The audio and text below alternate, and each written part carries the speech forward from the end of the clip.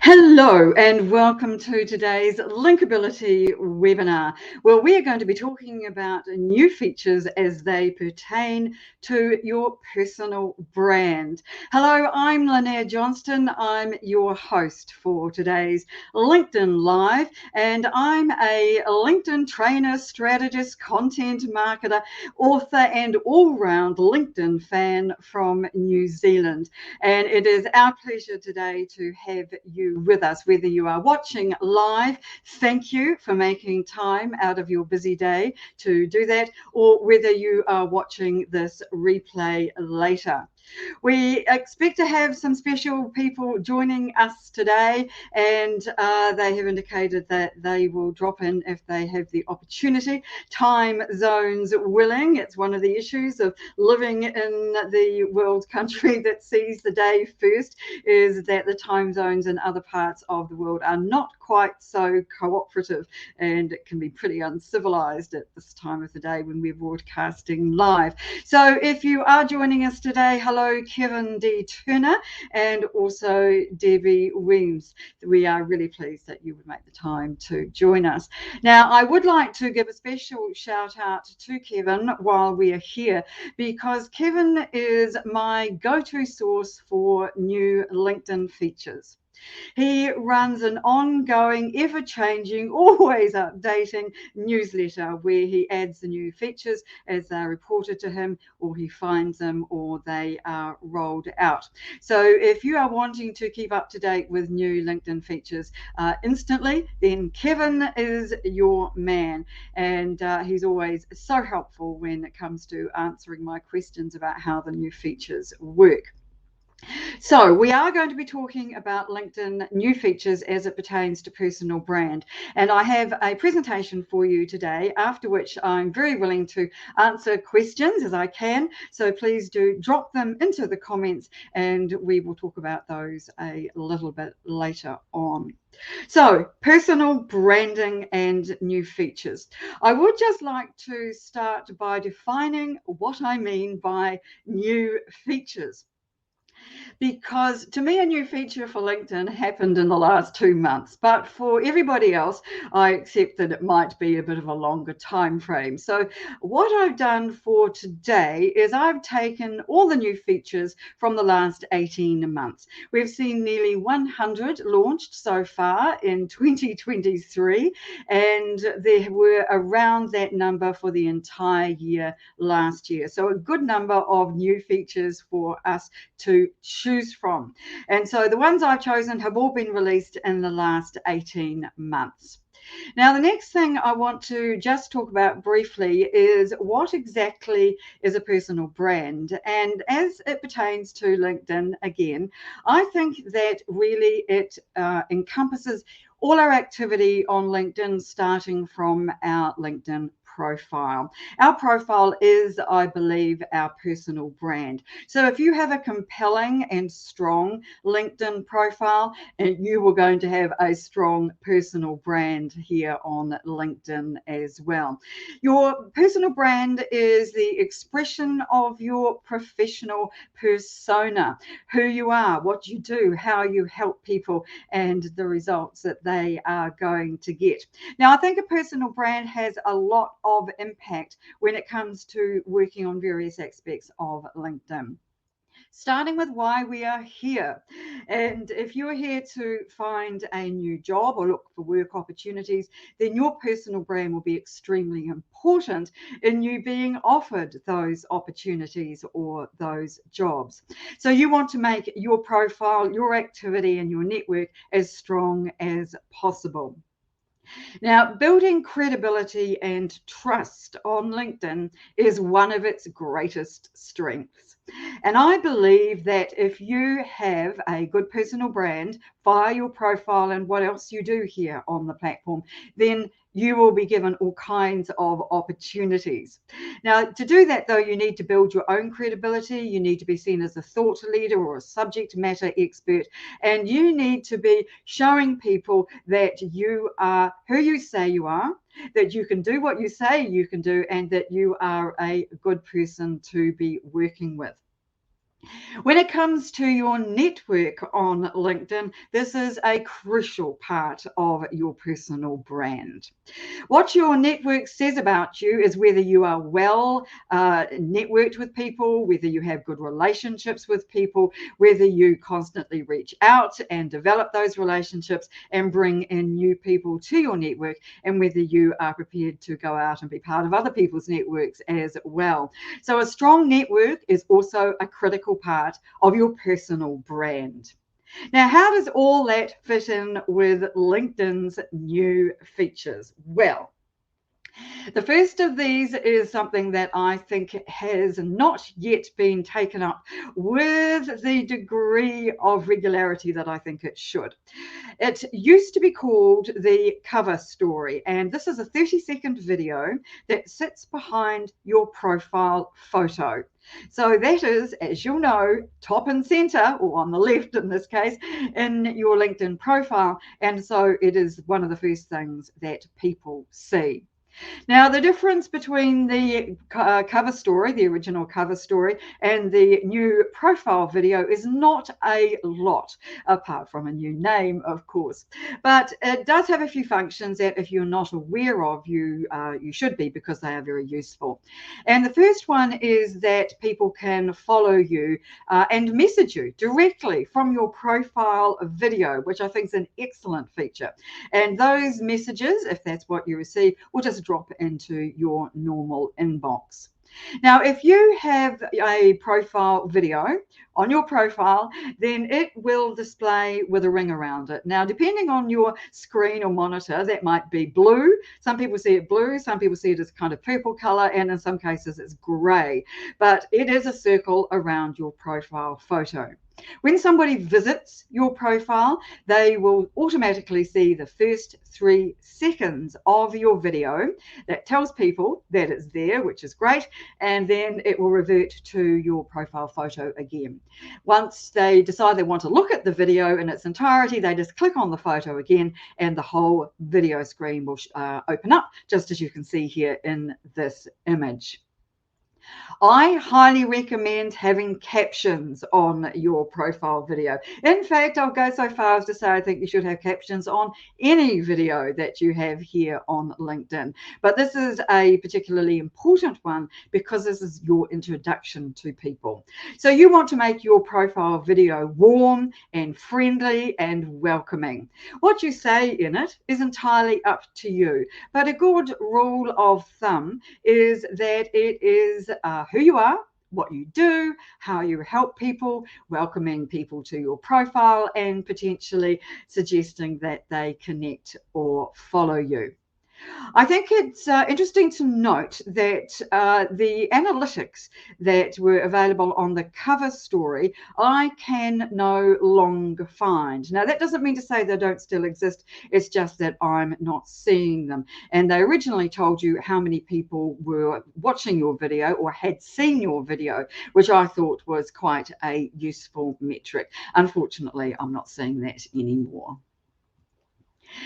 The next new feature only arrived this year, and it is the one I am the most excited about: the activity page redesign. Now, this sits fairly high in your profile if you have creator mode turned on, further down if you don't. Now, the reason that I'm very excited about all of this is because it gives you in your profile a way for people to find all your previous posts, your articles, your newsletters, your events, documents, videos, images, you name it. They are all in one place in a handy reference library.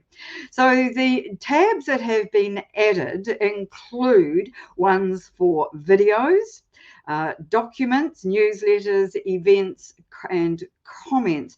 I think images as well. There were a few there before, but they were fairly limited. And now we've got this great big wonderful library of all our previous posts. Now, why do I love it? Well, apart from the fact that everything's there and is easily able to be found, for me as much as anybody else, if people want to look at your content by a particular format, then it's easy for them to do so.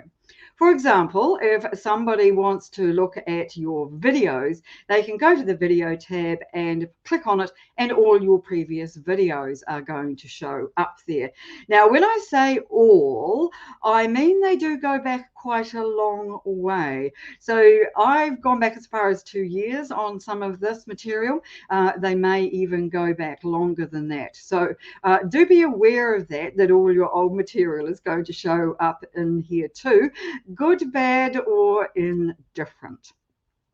One of the reasons I love this section so much is because it has our events in it.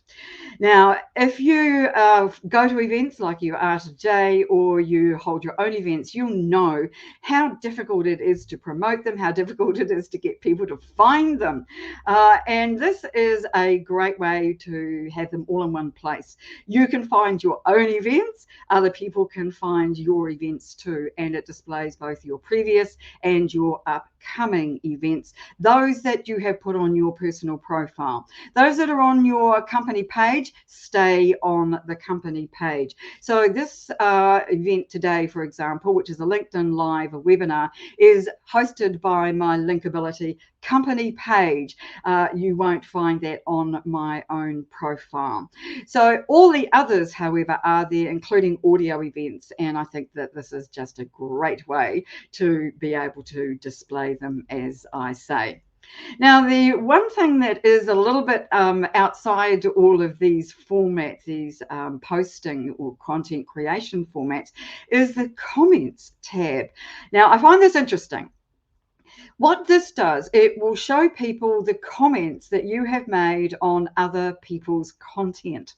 It will show people the posts that you have commented on and what you have said on those posts. Now, that is really interesting because a lot of people say and believe, and I think there's a reasonably good amount of truth in this, that your comment strategy is as important as your content strategy. And of course, if you want to get good views on your content, you need to comment on other people's posts. And a really good ratio of that is about 5 to 1, 5 comments to 1 post, or even higher. I highly recommend it as a great way of adding visibility. And now that people can see your comments here and decide, for example, whether to connect to you based on your level of activity on LinkedIn, then this is an excellent addition to these tabs. Just one other point about the tabs is that if you don't have a particular content format post, then the tab won't show up in this area. So at least you're not going to have tabs with nothing in them. I think that's a good thing. Next up is the custom action button. Now, I'm in two minds about this one, and let me explain why. This is a button that you can see here on the screen that sits in the bottom part of your profile, the introduction to your profile. So that's the very top section that sits right here in a grey box, and it's a live link that people can click on to take them to a different page or a different site. And I'll come back to those in just a second.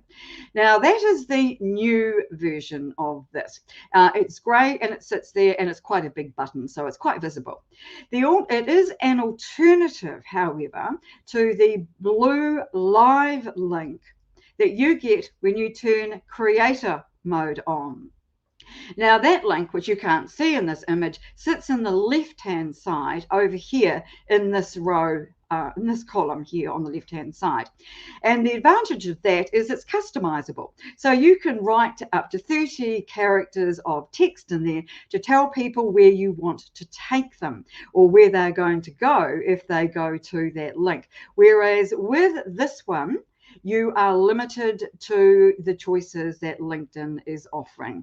And there are only 5. The choices are visit my profile, visit my website, visit my store, visit my portfolio, visit my blog, or sign up for a demo. Well, what if you don't want one of those? That's where the conundrum is, and it certainly was for me, because I like to be able to change mine on a regular basis, and you cannot have both, which seems a shame, doesn't it? But you either have to choose this or the custom link, the blue link that sits on the left-hand side, which is part of Creator. Now, in order to have this version, you do need to have a premium account. And it's fair to say that LinkedIn has been adding quite a number of new features recently that are for premium account holders. So I think this is a very useful one to use if you don't have a creator mode turned on, but you do have a premium account. Now, LinkedIn has made quite a number of changes to skills in the last 18 months, and I am going to take you through 3 changes that I think it's useful to know about. Now, the whole idea of skills is a little controversial. Some people think they're complete and utter waste of time. They may be right. But other people too think that they do have some value, and some people are all over them like a rash. Well, I tend to fit into the middle category on this one. I do think that they have some value, and that's because I think they're useful for search. If you are in the job hunting market or job market, let's say, then you want to have lots of skills added to your profile so that if somebody's searching for persons or people with those skills, then you will pop up. So there is a big search function attached to this, and I believe that this has become more so because LinkedIn has paid more attention to skills in the last little while. Now, LinkedIn doesn't really seem to do things without there being a good reason. Well, it's not in its own mind anyway. We may not necessarily agree, but to have 3 new changes to skills would indicate to me that they are paying more attention to this. It is becoming more important, and we should pay attention too. So, what are these 3 new areas of skills that we can use? The most recent is the addition of skills to our About section.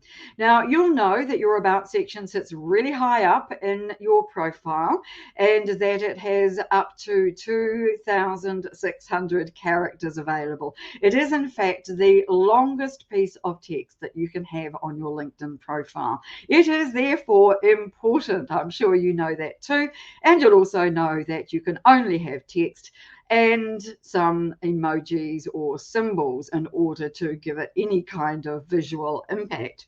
Well, one of the values, I think, that the new skills area added to the About is it does give you a bit of visual interest because it sits right here underneath your introduction text. That's the preview, if you like, of your About section. It sits underneath here with its own little 3 stars and the words top skills. Now, you can have 5 of your most important skills listed here, and you import them or you add them from within the editing section of the About. Now, that's different from how you add skills into other areas of your profile, and so we'll come back to that as we get through that. Now, as I say, you can only have 5 in this section, so you can choose either ones that you have already in your skills section, and you can add new ones too if you haven't used the maximum of 50 listed in that main skills section. Your skills section, the main section of skills, sits right a long way down your profile, as I'm sure you're aware, just above your recommendations usually. So in addition to it being a visual lift for this section, it does display both below the text in the review, and also when someone clicks on see more, it still sits at the bottom of the text. So all of the text in that section, all those 2,600 characters you've used, do show up ahead of it. So I think that this is a really useful addition to the About section, and one that we should all include, because I really think it's important for our personal brand. Whether or not it's important for search, it's certainly important for our brand. Number 2 is quite similar, and this is called assigning skills. This is where you assign skills to different areas of your profile, and it's surprising where it can actually go. You can add skills to each role in your experience section. Each role. You can also add it to your education section, and depending on how many areas or sections you have in that, you can add it to each of those as well. In addition to which, you can also add it to the other sections that used to be called accomplishments. They were all grouped together under the title accomplishments, but now they've been broken up into separate sections. And so you can add your skills to some of those as well, but unfortunately they don't show up there. So those sections are things like volunteering, and it is also publications, courses, test scores, licenses, certifications, all of those kind of extra sections that you might have on your profile. You can assign skills to them, but you just can't see them. They're only visible on the experience section and the education section. Now, with these, you can add them either via the section, education or experience, or you can add them via the skills section directly. I find that the fastest way to do multiple roles or multiple sections, but you can do it in either way. With the about section, you can only add those skills through the about editing section. And a new one that I think has quite a lot of merit for those of us who want to make sure that our profiles do reflect our abilities, our skills, and our expertise is the Add Key Skills feature. Now, this again is a premium account holders feature, and it is found in the analytics section. So what this will do is, if you choose a job title and you want to know whether the skills on your profile match that job title, this section will show you.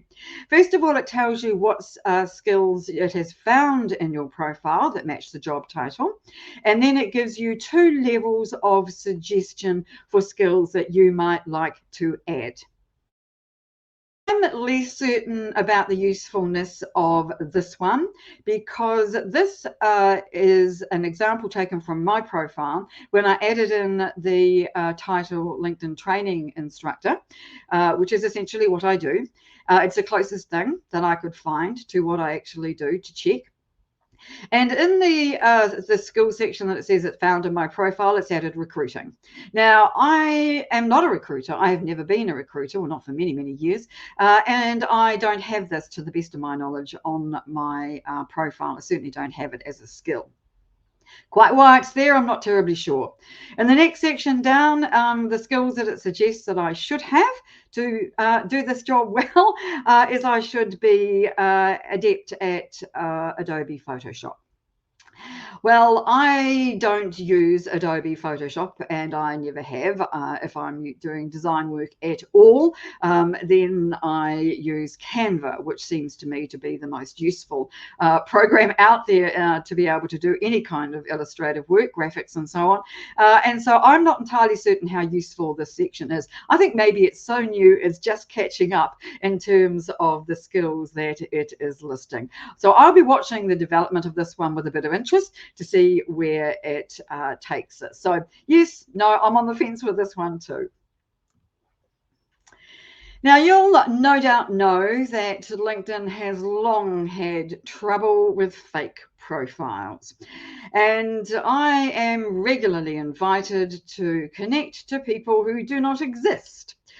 I have become reasonably adept, I'd like to think, at winnowing these people out and making sure that I don't connect to them, because I think that it is important that we do our own due diligence. LinkedIn is working very hard on this. Give them credit for that, and I'll show you a couple of ways they're trying to do that in a moment. But just to say before we get to that, I think that we do have to be careful these days about who we connect with. We need to look at their profiles. We need to see what the relevance is between them and us, to try and find a way to understand why they might have suggested that we connect.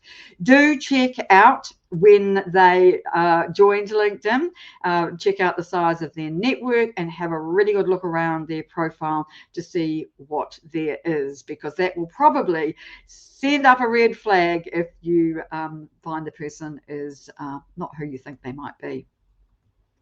So LinkedIn is helping us to help ourselves in two ways. And the first is a government approved ID. Now, this was launched in the US a few weeks ago, and I am hoping that it's going to get rolled out to our part of the world in due course, because I think this is extremely important in terms of credibility and trust. Now, we want people on LinkedIn to know that we are who we say that we are. And a really good way to do that is through a verified identification certification process, if you like. And so the one that LinkedIn has launched is based on government approved ID. So that could be driver's license, social security number, passport, that kind of thing.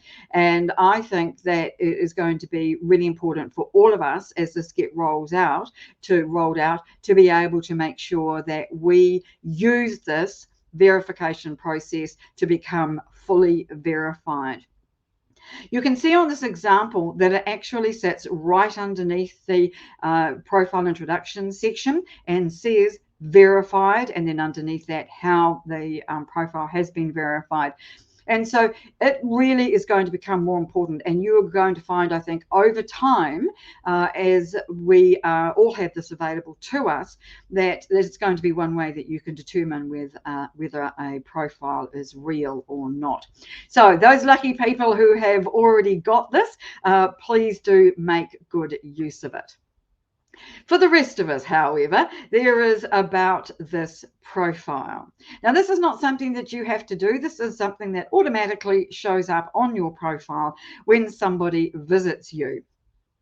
When they click the More menu that is in the drop-down menu, the More menu, right alongside the Follow or Connect button, they'll see right at the bottom of the choices there about this profile. And you can see from this example, it shows when the person joined LinkedIn, when they last updated their contact and photo. And if the government issued ID has been verified, then this sits there as well.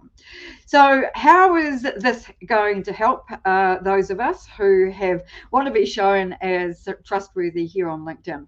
Well, if you are not a new member of LinkedIn, you've been here for a while, that is going to show to anybody who cares to look at this section. And that is probably one of the best indicators. Also, if you've updated your contact details or your profile within the last year, that's a pretty good way to show that it's not like someone who's just put up a profile and then forgotten about it. But the government ID, again, is going to be the most important thing, I think, in this part of our profiles.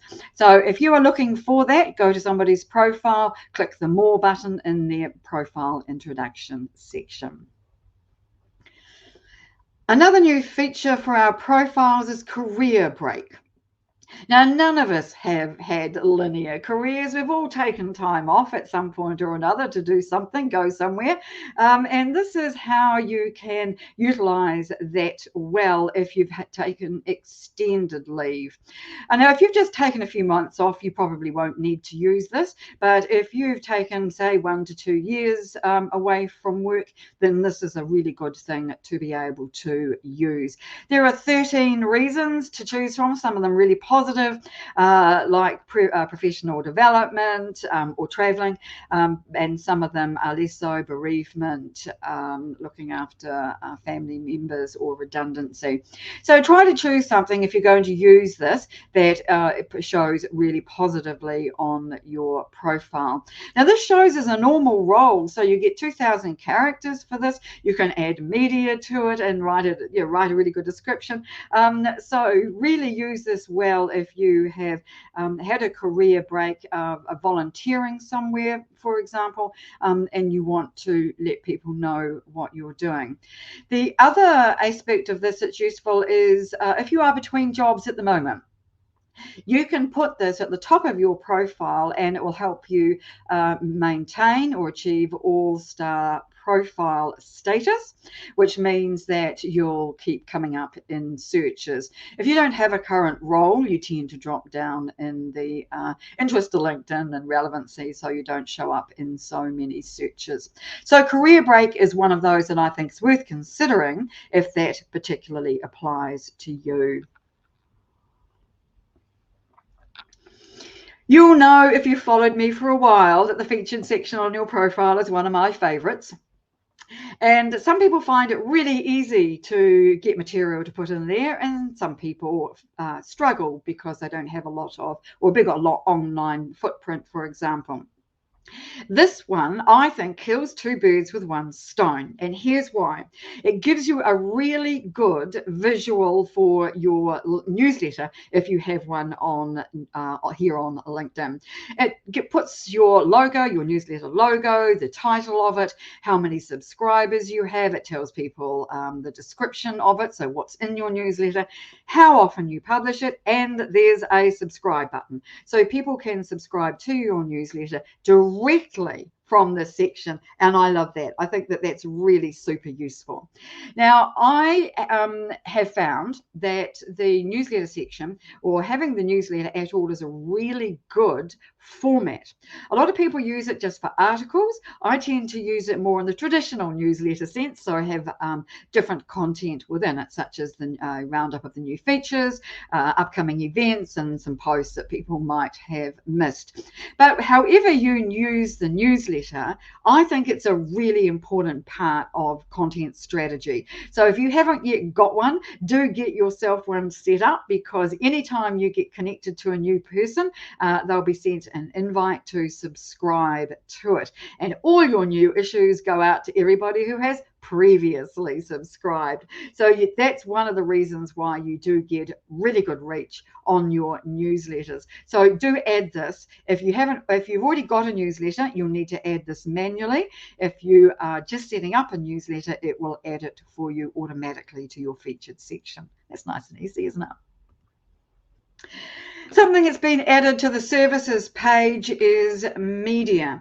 If you are in B2B, there is a services page section you can have that sits at the bottom of your profile intro in a nice blue box and gives people all kinds of additional information about you. It tells people the services that you offer, and that displays on the front page of your profile. It also gives you a shorter about section, lots and lots and lots, if you've got them, of 5-star reviews. You can add a link to your company page, and here you have got the option of adding media. Up to 8 pieces of media that can include images, video, and links can sit here. The only proviso that I would share with you on this is the more you have, the smaller the thumbnails become. So we've just kept it to 3 pieces, because then they sit up there nice and big. But each section, or each piece of media, has a title and a description. So you can see in the top example, part of the description is displaying underneath the title, and in the bottom 2 examples, just the title. I think this is a great addition to the services page. And if you haven't yet got a services page set up, I think it's a good idea. Now, the final one of these new features for personal branding is an external one. Now, this I think is very useful. It is a link that you can embed on your website and your email signatures, and on other social platforms, which will take people back to your LinkedIn profile. You can see it displayed in white up here at the top, just above that black banner there. And I think that this is a really good idea, because if you are on other platforms and you have web pages, sending people back to your LinkedIn profile is a great way to get more activity on your LinkedIn profile, and for you to be seen by more people. I think this is a really, really excellent move. So if you haven't yet availed yourself of this, and to my shame, I haven't yet either, then do check this one out, because I really do think it is going to be an important one moving forward. If we want to be doing more here on LinkedIn, we need people to be able to easily find us via one click, and that couldn't be simpler. All right, so those are the new profile features that I have spotted in the last little while. And I think there are some really good ones there amongst all of those, and I hope that you agree with me too. And now I'm going to have a quick look, and I am going to see whether or not we've got some questions that people want to ask, because I think that there have been a lot of new features here that are really super useful. Now I am not seeing any questions here. Let me just take the this off for a moment, and I can come back to that a little bit later on. And so if there are any questions, now is a really good time to ask them. Now I would like to oh, here's one from is it Fiona? Let me just bring that up a little bigger so that I can see it. How can you add a skill if it's not already listed? Great question, Fiona. And how do you do that? You do that by going to the skills section and clicking the plus button. And that then allows you to add any skills that you want. It's nice and simple, but you can also add it from the individual section. So in the experience section, you can add the skills there. When you go into that in the editing function, you'll see that there's an opportunity there to add skills as well. Just remember that you can only have up to 50 though. You can't have any more questions, any more skills than that, because that is the maximum that LinkedIn allows. Now that's a pity, isn't it? But I do think that you want to be chasing endorsements on your skills, and that would make a lot of sense to me to be able to do that. Now then, I'm just going to bring this up onto my screen here from Carmen. Hello, Carmen. Carmen is a relatively new connection of mine, but she writes really great comments on some of my posts. Right, so let me read this. If you worked for a job for a long time that was not relevant to your educational background or career goals, should you still include it just to show you have a work ethic? The answer to that is yes.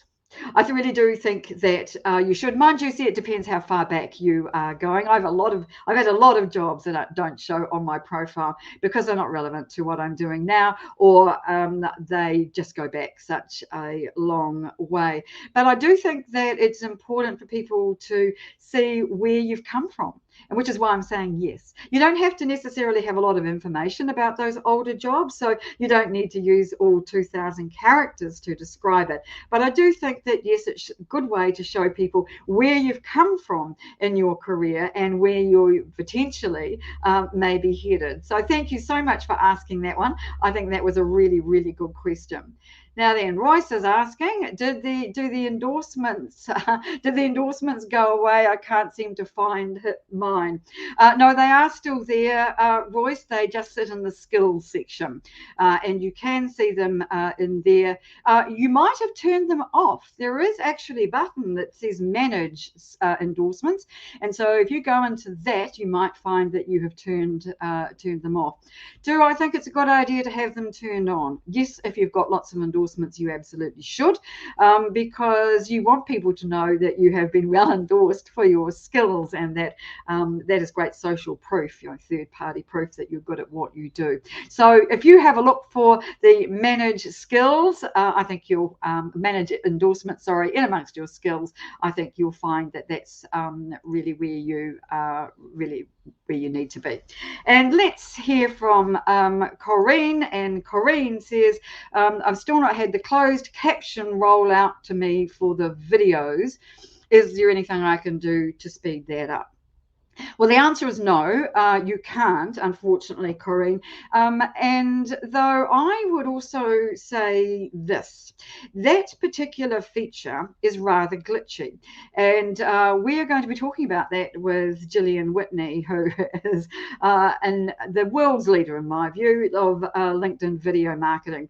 And we're going to be talking about that on our LinkedIn Live with her later on in the month, because she's finding that extremely glitchy too. So what's happened is at least twice when I've uploaded a video and put on the ability for it to give me captions, it hasn't worked. So what I've had to do is to take it down, take it somewhere else. We use Capwing, put the captions on there, and then re-import it to LinkedIn. And that's not ideal, is it? So I think, Corinne, be careful what you wish for is my answer to that one. And perhaps it might not actually be the best thing to be using. But I'm sure that LinkedIn will resolve that, absolutely certainly, because there's going to be a lot more interest in that. I'm absolutely certain. All right, so that looks to me like all of the questions that we've got today. So I do want to say thank you so very much for joining us. And just to mention to you before I go today, that if you're serious about LinkedIn, you might like to look at our Linkability members site. Now, we've got a lovely community of people who are interested in doing more with LinkedIn and being successful on LinkedIn, all working together with lots of content from me on making sure that they leverage the platform to the best of their ability. So if you would like to check that out, you're very welcome to do so for 7 days, absolutely free. And then if you'd like to join us on a permanent basis, that would be fantastic. And one last thing, if you are not connected to me or do not follow me, then congratulations on finding this LinkedIn Live. You've done very well. But please do reach out. If you are following me and you'd like to connect, please do, and say in your invite that you saw this LinkedIn Live, and you're very welcome to see our others, of course, on our YouTube channel. This event today will be, the replay will be available directly on LinkedIn afterwards, and it will also be by the end of today on our YouTube channel, where we house all our other LinkedIn videos. Thank you so much for joining us today. I hope that you have found it useful. LinkedIn keeps rolling out these new features. We're nearly at the end of the first half of the year and at the end of the second quarter, which means that there is likely to be a whole swathe of new ones arriving within the next few weeks. And I look forward to sharing those with you. So thank you again for joining us live. Thank you for watching this replay, and we will see you in a couple of weeks on our next LinkedIn Live with Gillian Whitney. Thanks again, and bye for now.